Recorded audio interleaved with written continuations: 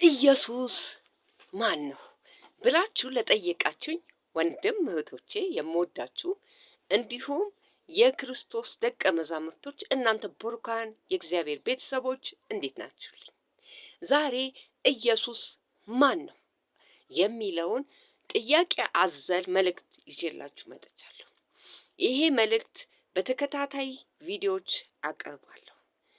ዛሬ በዮሐንስ 14:6 ላይ ኢየሱስም እኔ መንገድ እውነት ሕይወት ነኝ፣ በእኔ በቀር ወደ አብ የሚመጣ የለም ያለው ኢየሱስ ማን ነው? በአዲስ ኪዳንና በብሉይ ኪዳን ስለሱ ምን ይናገራል? ወንጌል የምስራች ነው። ያ የምስራች ደግሞ ራሱ ኢየሱስ ነው። ሃሌሉያ! እንዴት ሊሆን ይችላል? ኢየሱስ ማን ነው? ዛሬ ከብሉይ ኪዳንና ከአዲስ ኪዳን ሁለት ጥቅሶችን ይዤላችሁ መጥቻለሁ። ኢየሱስ የጌቶች ጌታ ነው። ኢሳይያስ 53:7 እንዲህ ይላል። ለኢየሱስ ክርስቶስም አነባለሁ። ተጨነቀ፣ ተሰቃየም፣ አፉን አልከፈተም። ለመታረድ እንደሚነዳ ጠቦት በሸላቶቹም ፊት ዝም እንደሚል በግ እንዲሁ አፉን አልከፈተም። ኢየሱስ ጌታ ነው። ይሄ የሚያስታውሰን ወይ ደግሞ የሚናገረው በብሉይ ኪዳን ሲሆን ክርስቶስ በስጋ ከመገለጡ በፊት ከእናቱ ማርያም ከመወለዱ በፊት በኢሳይያስ 53:7 ላይ የተነገረ ትንቢት ነው። የሚሰቃየውን ስቃይ የተነገረበት በመስቀል ላይ ከመስቀል በፊት የሚያገኘውን ስቃይ የተነገረበት ትንቢት ነው። ለዚህ ማረጋገጫ እንዲሆናችሁ ደግሞ ከአዲስ ኪዳን ላይ ማርቆስ 14:61 እንዲህ ይላል። እርሱም ግን ዝም አለ፣ አንዳችም አልመለሰም። ደግሞ ሊቀ ካህናቱ ጠየቁና የብሩኩ ልጅ ክርስቶስ አንተ ነህን አለው።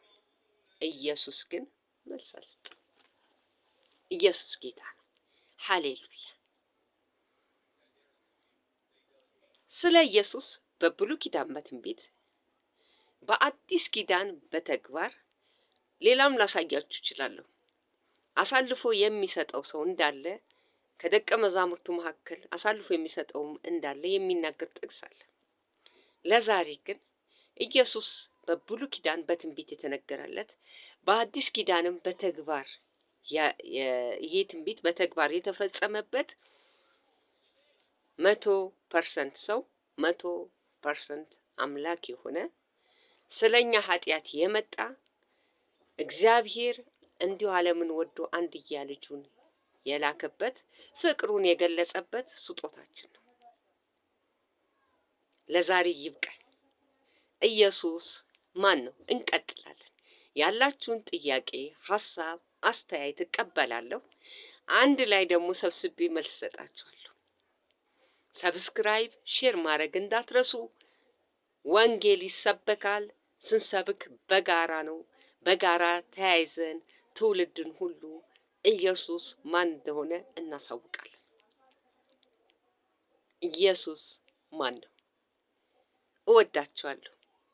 ኢየሱስ የጌቶች ጌታ የአምላኮች አምላክ ነው። እንዴት እንቀጥላለን ትምህርታችንን። ተባርካችኋል ቤተሰቦች። ሼር፣ ኮፒ ሊንክ በማድረግ ትውልድ ኢየሱስን በቃል እንዲያውቀውና ጻድቅ ወደ ራሱ ይመለከታል። ቃሉን በልተን ብናመልጥ ይሻለናል። ኢየሱስ ማን ነው? ኢየሱስ የጌቶች ጌታ ነው። ተባርካችኋል። በጣም ነው የምወዳችሁ። መልካም ጊዜ። በሌላ በቀጣይ ቪዲዮ እስክንገናኝ መልካም ጊዜ ይሁንላችሁ።